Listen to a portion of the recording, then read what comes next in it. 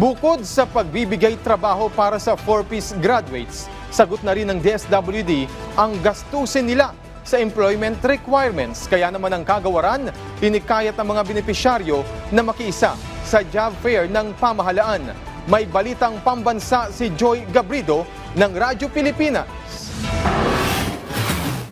Hindi pa babayaan ng pamahalaan ang mga graduate o mga nagtapos na benepisyaryo ng Pantawid Pamilyang Pilipino Program o 4Ps. Yan ang tiniyak ng Department of Social Welfare and Development o DSWD kasabay ng isinasagawang job fair para sa kanila ng pamahalaan. Sa katunayan, sanib-puwersa ang mga ahensya sa pangunguna ng DSWD at Department of Labor and Employment para mapaunlad pa ang kanilang pamumuhay.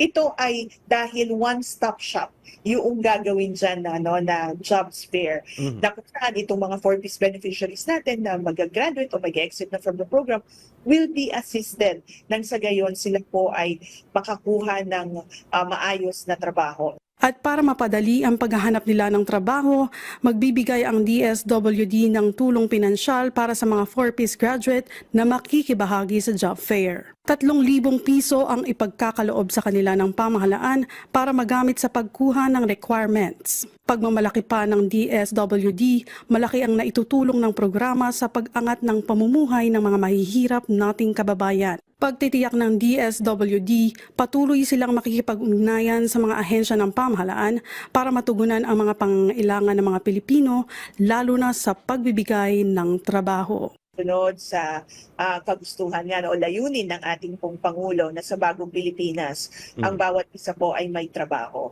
Kung kaya nga po nakikisa ang DSWD dito sa trabaho sa bagong Pilipinas para mabigyan talaga ng oportunidad ang ating mga may hirap na kababayan. Mula sa PBS Radyo Pilipinas, Joy Camargabrido para sa Balitang Pambansa.